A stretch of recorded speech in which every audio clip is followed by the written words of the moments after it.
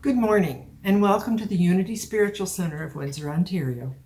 My name is Joanne McGuire, and I am your host today for the service.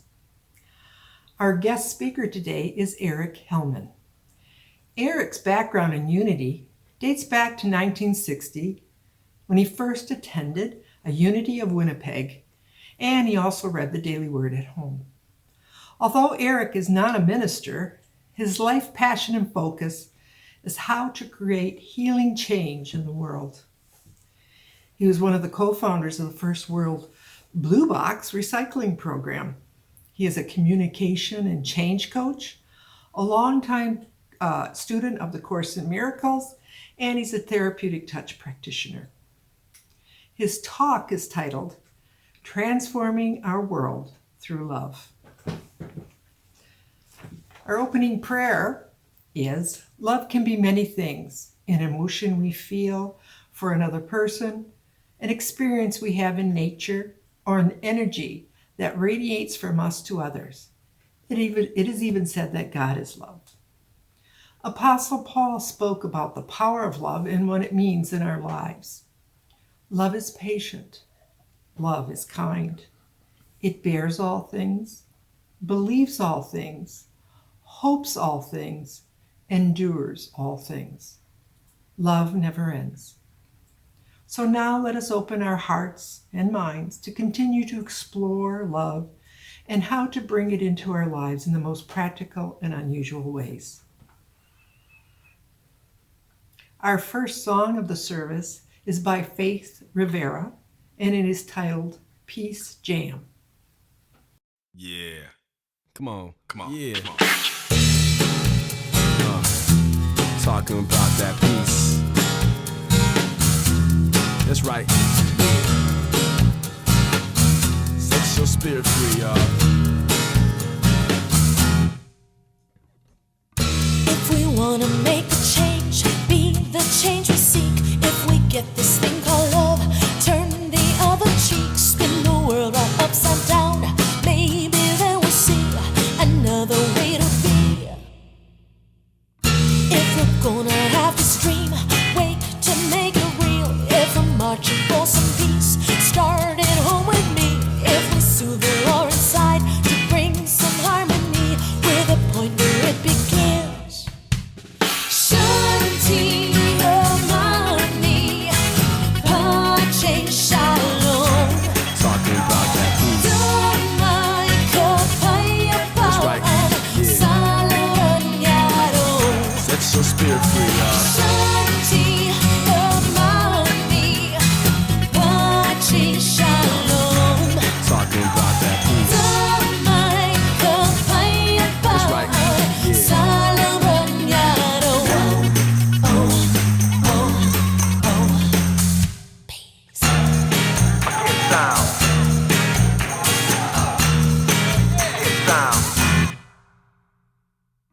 People say it's Judgment Day, time for us to choose. We can win together now, but separately we'll lose. Given to the doubt and fear, we'll show that heaven's here. With every word we say, with every move we make, with every breath we take. Shanti Ramani, Pache Shalom. Talking about that peace. That's right. Yeah. Set your spirit free, y'all. Shanti Ramani, Pache Shalom. Talking about that peace. That's right. Yeah.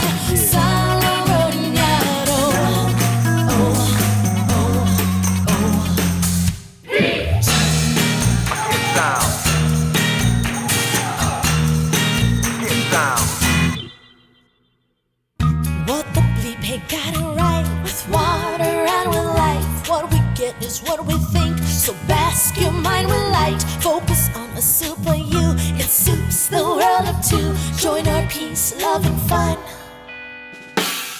till the work of peace is done. 'Cause baby, we are one. Shanti Ramani,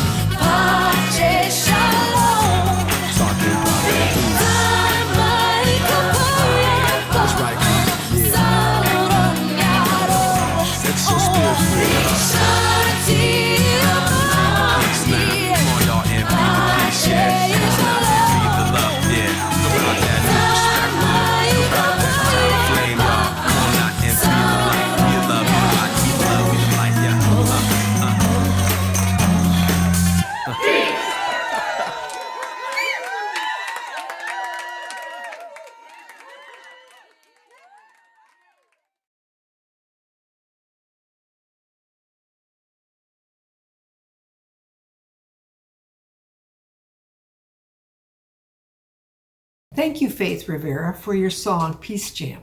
It's very invigorating and life-giving, connecting us to all this vibration of peace and love. And now, Eric Hellman will give us his talk and a meditation. Good morning, Unity of Windsor. I'm Eric Hellman, and it's a pleasure to be with you this morning. I'm actually out on the West Coast as I speak, on the edge of Stanley Park in Vancouver. However, I'm no stranger to Southern Ontario, having lived there in different parts for half my life. And I'm actually no stranger to Windsor. I've spent some lovely time. Well, you can't help appreciate a shot like that, a picture of the Ambassador Bridge at night. But I've also driven along the Riverside Drive Parkway along the Detroit River and really love the redevelopment that's happened along the waterfront there over the last number of years. So I send you my regards and a pleasure to be with you. I'd like to begin by saying thank you to Reverend David, who's in Texas, as you know.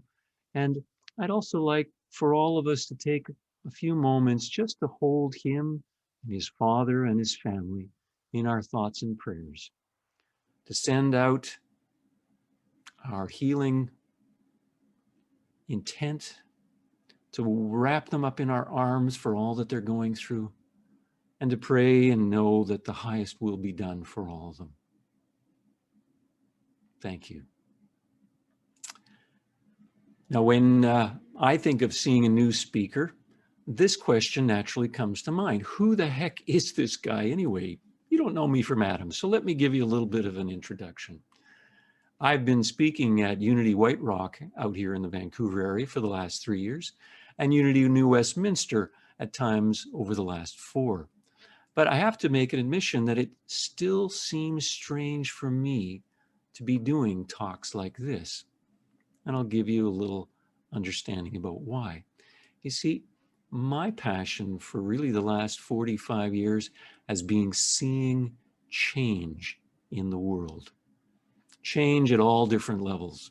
When I began my career in the mid-1970s, I was doing environmental work. My aspiration was to help reduce the amount of air pollution and water pollution and other environmental problems that I was seeing at that time. And it became evident to me that my real passion in all of that was doing work that I loved in the field of recycling.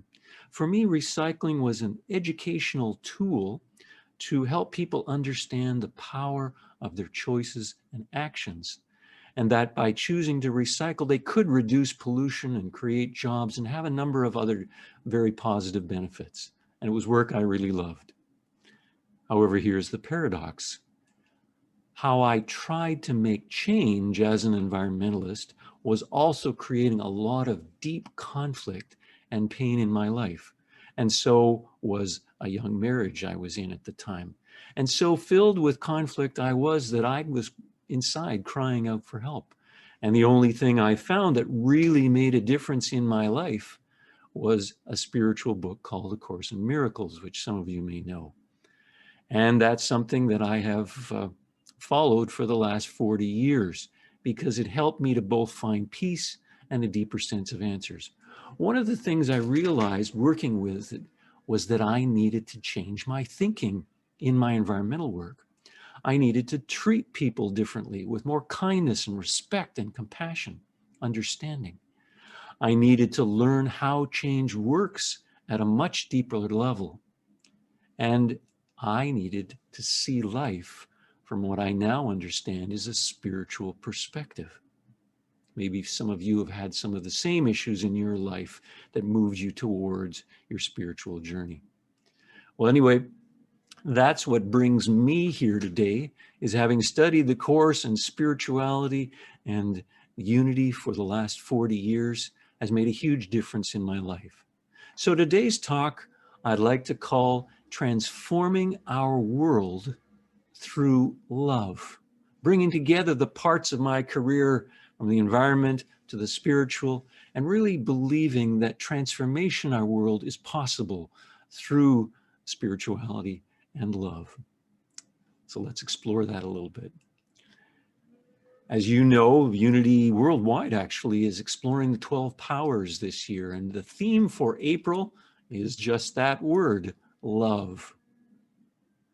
However, I'd like to explore that with you, not in a Valentine's Day way. I think you'll know what I mean by that. You know, flowers and hearts and chocolates. We all appreciate those, but there's something much more to love than that, isn't there? I'd like to explore what love really means, what it means to be loving, and what it means to live love in our daily lives in very practical ways. And I'd like to do that through 4 stories, or what I might call 4 windows onto the world and people I know and stories that I know that have come to touch me. So let's begin. The first one of those is a story about my own mother. Here she is, and each time I look at her photo, I'm a little gobsmacked. I'm just so appreciative of the love and the radiance I see in her face. This photo was taken in the mid-1990s. Early in the 90s, my father had died quite young, and a couple of years later, this man, by the name of Alan, came to Canada from Australia. My mother had met him many years ago, but didn't really know him well. He came to Canada to have a little bit of a tour and then visit his son in the southern United States. Well, when my mother got to really know this man, she fell head over heels in love. She was telling me the story recently, and she said, "We were not alike in so many ways, but we just adored each other, pure and simple. So much so that she knew that she wanted to be with him. So a year after meeting him, in really getting to know him, she decided to move down to Melbourne, Australia. And a year after that, they were married down under, as they say." Now, that might not seem like a major thing, but think of yourself. Now, she was living in Vancouver at the time, and she had to travel to Melbourne, Australia, about 13,000 plus kilometers. She had to sell her home here, move all her possessions, and transfer her life, leaving her own birth family here. But she was so in love that she was moved to do it. Didn't mean she didn't have her doubts. She said, "I wondered sometimes, what have I done? What am I doing here?" was the question she asked herself at times. And yet, and I love this when she told the story, "His just coming into the room would make me feel weak at the knees." And she knew that she was in the right place with the right person, and she was there for 20 years. She finished off by saying, "It's surprising what being in love can accomplish or move one to do." I also shared the love of seeing them married, and so I created a trip to go and crash the wedding and their honeymoon. And this picture was taken on their honeymoon. I was clear when I saw the two of them together that there was a deep love, and this was a right choice for both of them. I'd invite you to think of that story and then turn it towards yourself. Think of something you love, something in your life that brings the light inside of you or fills you up. Maybe it's a person, or maybe it's a pet, currently or in the past. Maybe it's a place that just filled you or fills you with joy, peace or harmony or tranquility. Maybe it's an activity as simple as gardening or music. Or maybe it's a state of being that you've touched through a spiritual experience or through prayer or meditation. Have you got something in your mind? Well, what I'd invite you to consider is, how has that love moved you to change something, to act differently or live differently in your life? That's a thought I'll leave you with. And if you want to come back to it, you'll probably be able to see this video online. So I encourage you to take these thoughts deeper than just a 20-minute talk on a Sunday morning, but take them deeper and work with them over the week to come. My second window that I'll invite you into is with a friend whose name is Austin. Here's a picture I took of Austin a few years ago.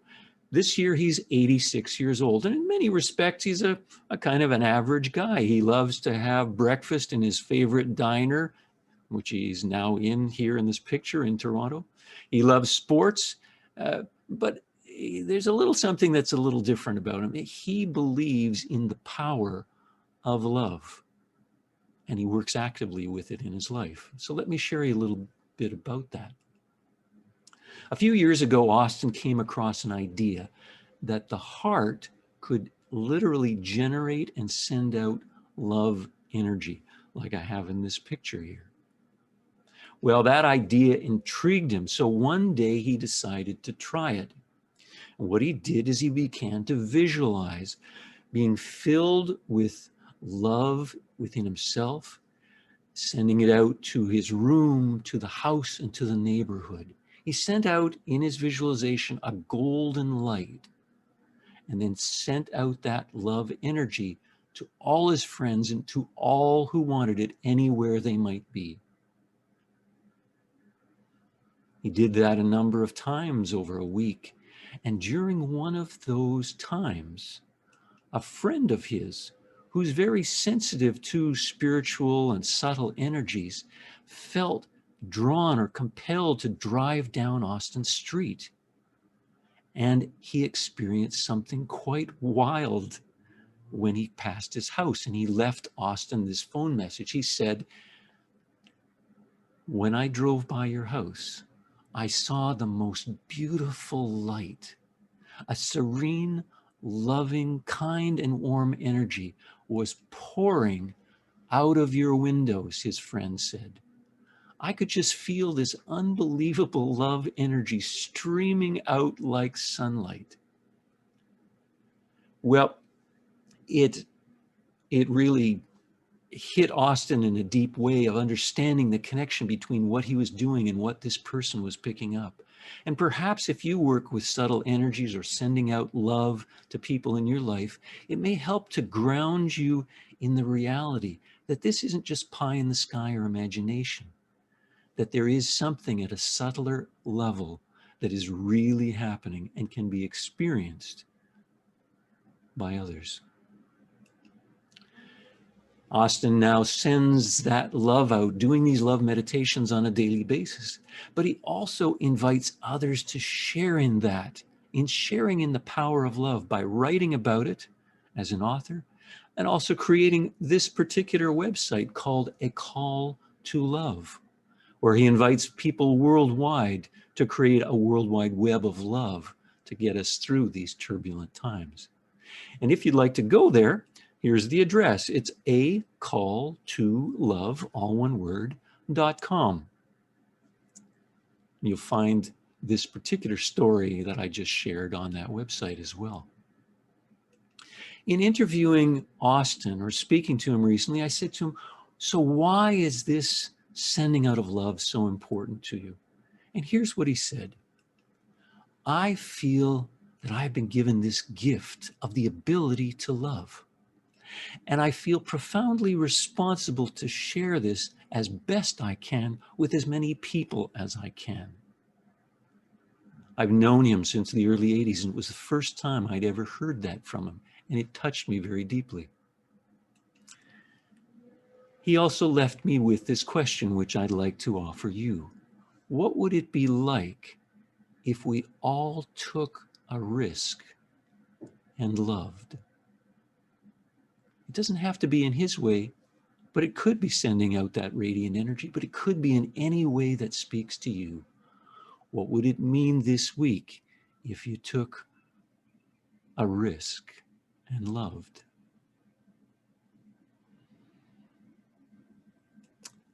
My third window for the morning is what I call seeing the world with love. Well, we have just passed Easter, of course. And for me, Easter is a time of reflecting on the transformations of Jesus. And what I mean by that are the transformations of his life and his miracles, his teachings before the crucifixion, and then the resurrection and his communications after the resurrection. There's so much there to contemplate. One of the things I've been reflecting on over the last several months was, why was he here?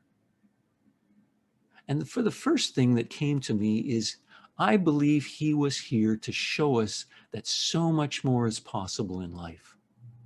Miracles like the manifestation of the bread and fishes, the stilling, calming of the storm, this and numerous other miracles, for me were that pointing the way that he was here to say, these things are possible. Wouldn't you want these in your life if you could somehow do them too?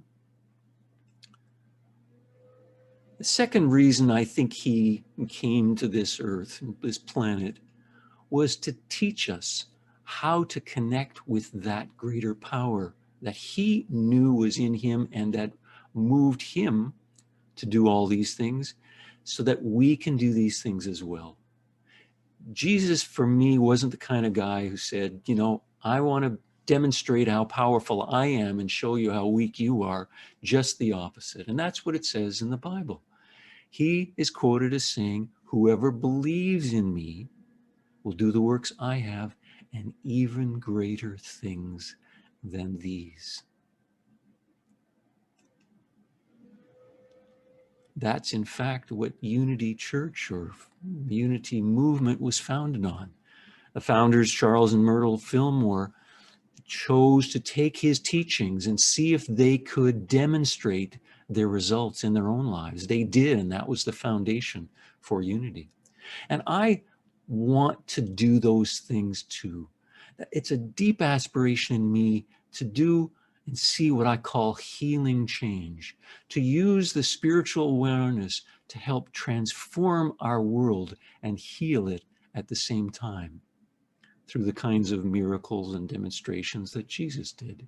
High aspiration, but I've been working on it for 40 years, and I've seen a number of things for myself that keep me on this path. So turning back to Jesus, looking at pictures of the healing of the blind man or the raising of the dead, as in Lazarus. For me, one thing speaks very sharply to me. I believe he did these things and others by what I'll call seeing the truth in others and around him. Seeing with the consciousness of what we call the Christ, the mind of pure love, connection to the divine. And through seeing that way, he shone a light into others' minds and helped all of us to be transformed in the ways that he demonstrated in his life. And I believe continues to do in our lives in an active way as we grow on the spiritual journey. Imagine for a moment being able to learn to do those things for ourselves, but not just for ourselves, to also do them for each other. That just gets me pretty excited when I think about that. How would that change the way we relate to each other and the way that we relate to the world around us? Another thought that I'll have to offer to you for consideration over the days and weeks to come. The fourth window I'd like to have you look through with me is what I call treating those around us with love. And in this one, turning from the divine of Jesus to something very personal in my own life. I have a 92-year-old cousin in Vancouver who I'm going to call Roger. Roger is getting pretty frail and he needs a cane. And so that's why I've used this picture to represent him. He's somebody I see on a weekly basis. Well, Roger lives in a 100-year-old home in Vancouver, a really big home, not quite as big as the one pictured here, but still a pretty big one. And on his front door, Roger has 2 locks. He wants to be secure as an older person. He needs to know that somebody living alone will be safe. Well, here's the situation I found myself in.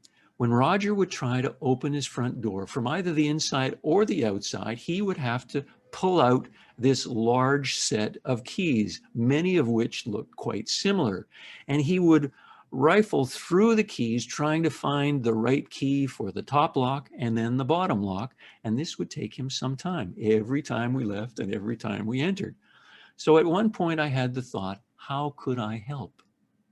What came to me was this idea: to take his 2 primary keys and buy him some keycaps and a key ring, and then attach that key ring to his main ring so that when he pulls out this wad of keys from his deep pocket in his jeans, he would more easily be able to find those 2 keys, and it might simplify his life in a very small but practical way. And it has. He doesn't fumble nearly as long these days to find the keys to open the door. Here's a second part to the story of Roger. Living in that house, he had a phone installed in the 1930s. Well, it wasn't quite as old as the phone pictured here, but it's pretty old. And in his house, that phone is on the direct opposite side of the house from where he spends most of his time in his living room. So what happens when somebody calls? Well, Roger has to get up out of his chair, and his hips and legs aren't working quite like the way they were 60 years ago. And he hobbles over a bit with his cane, and it could take 25 or 30 rings of that phone before he's able to answer, which means he misses out on a number of calls, including mine. Well, I had the thought, and I invited my mother to consider, what if we were to give him a Christmas present? Which she did at Christmas. She gave him a new set of portable phones that he could use throughout the house. And in fact, there were 3 in this set that we gave him so that he could have a phone anywhere in the house. He could move around with it, and it wouldn't take him so long and so much effort to have to answer. And it has made a difference. Instead of 25 to 30 rings, he answers in 4, 5, or 6 rings now. That's a pretty simple thing, right? Yes, it is. But in Roger's terms, it was a pretty important thing because it made his life easier. So why do I share that story? I invite you to think of that in your own life terms. Whose life could you make better right now by doing something very simple that you're moved to do? Another thought for cogitating on this week. What I've realized in preparing this talk was that the power of love is way more than we know. Love is like a diamond with many facets and so many ways that we can share it, experience it, and demonstrate it in our lives and in the lives of others. We have the ability to be moved by love, as my mother was, to radiate our love, as my friend Austin does, to transform our world through the power of spirit and love, as Jesus did. And I don't think it's too much to aspire to do what he did and more. And we also have the power to touch each other's lives in the simplest of ways, as my mom and I did with our 92-year-old cousin. So here's my invitation or my question to you. Which of these ways of sharing love is speaking to you right now? It might be something that I've shared, or it might be something totally different. How is love calling you right now? What could you do this week to transform the world around you through love? And with that, I invite you to take the question and that radiant picture of the earth bathed in light, take it into your heart and just begin to relax as we move into a short time of prayer and meditation. I invite you to take a breath. And as you turn away from focusing on the screen perhaps, or on even the sound of my voice, just go within and begin to let it help you to unwind. Begin to feel the movement of energy in your body. Maybe a tingling of your pulse in your hands, or you can feel a tingling in your feet. And as you take another breath, just let it begin to warm you or cool you. Allow it to help you to turn inside to a deeper place of feeling a connection to your body, feeling the presence of thoughts and emotions that are moving inside of you.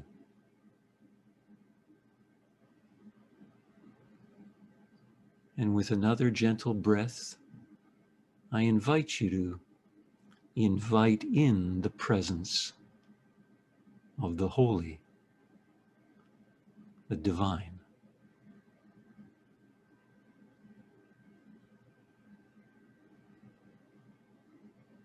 Our unity affirmation this month is an inexhaustible stream of divine love pours through me, blessing others and myself.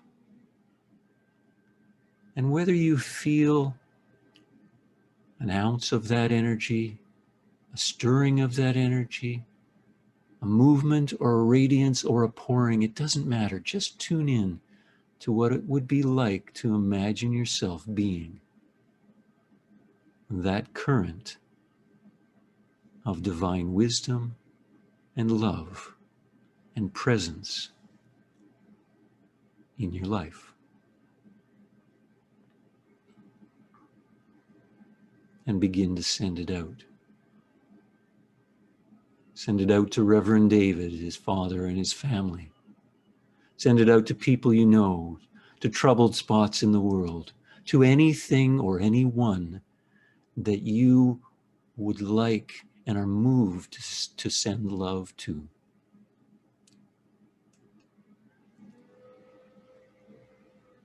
God, help us this week to listen to and feel and be guided by your love, so that we may be channels of your presence in an often troubled world, but that is just hungering for what we and you have to bring to it in the days to come. With that, I invite you back into the room, back to the sound of my voice, to seeing things on the screen if you're looking at the computer, and just to offer you blessings for the week ahead. Thank you for coming this morning, and God bless.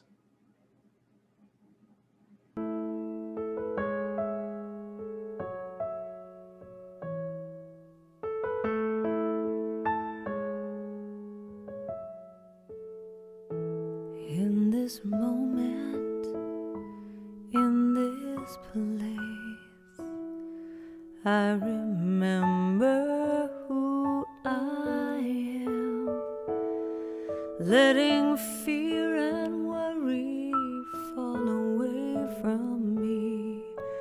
Open my eyes and see there is only love. There is only love. Love that heals, love that sets us free. There is only love. When I lose myself, when it seems I've lost my way, when I go inside and quiet my mind, I can hear spirit gently say, there is only love. There is only love. It's love that heals, love that sets us free. There is only love. There is only love.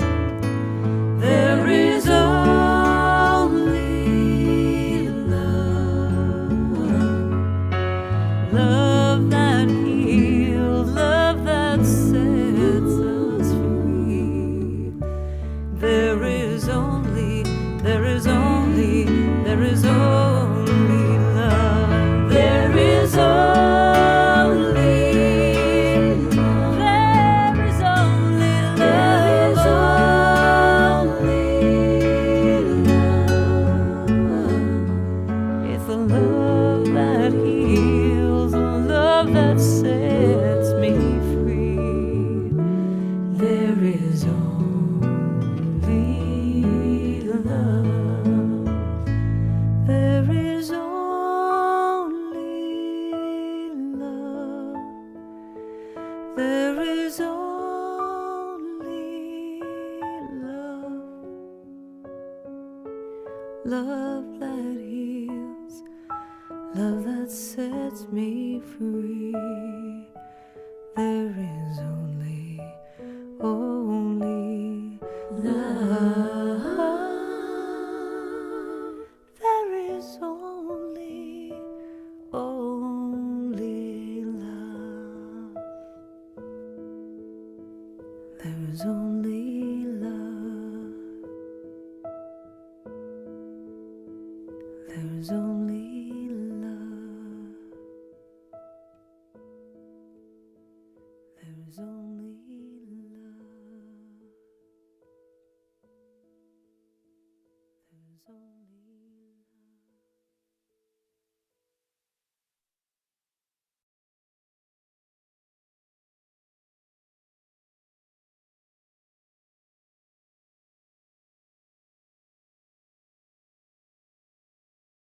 Thank you, Eric, for that inspiring and contemplative message today. I enjoy the context of using the 4 windows to view love and how to bring it into our own life experiences and divine connection. I am left with this. How is love calling to me right now to transform the world with love? Thank you, Karen Drucker, for giving us permission to share your video and music, so healing and meditative. A beautiful way to end our service with There is Only Love. I would like to acknowledge and thank all who faithfully continue to support Unity Spiritual Center of Windsor with your financial donations. These love offerings go a long way to prosper all that we do and all whom we reach out to. Thank you for remembering to donate each time you are spiritually nourished by our events, classes, and service. It is easy to donate with e-transfer or PayPal. Please use the email address unitycenterwindsor@gmail.com. Or you can go to our website, unityofwindsor.org, and click on the blue donate link on the homepage. This will take you to a secure site called Canada Helps, where you can choose to make a one-time love offering or a recurring donation with a credit card or debit card. Finally, there is the good old-fashioned choice of writing out a check and popping it in the mail. Our contact information, including address, is found on our website. Again, it is unityofwindsor.org. We bless you and lift you up in gratitude for all your generous support. For those of you who wish to find out more about our ever-expanding variety of classes and social gatherings online, please refer to our weekly newsletter. If you haven't signed up to receive our newsletter yet and wish to do so, email us. We will have you signed up in a jiffy. Let us close our service powerfully with our vision, mission, and statement of being. Our vision: a world powerfully transformed through the growing movement of shared spiritual awakening. Our mission: we inspire and empower spiritual growth to awaken us and transform the world. Our statement of being: I am a dynamic center of the Christ light, mighty to unfold my good and radiate that good to all. Together, we will pray a blessing over our financial love offerings. Divine love in me and through me blesses and multiplies all that I am, all that I have, all that I give, and all that I receive. Thank you, Spirit. Let us pray our prayer of protection together. The light of God surrounds us. I am light. The love of God enfolds us. I am love. The power of God protects us. I am power. The presence of God watches over us. I am presence. Wherever we are, God is. I am divine.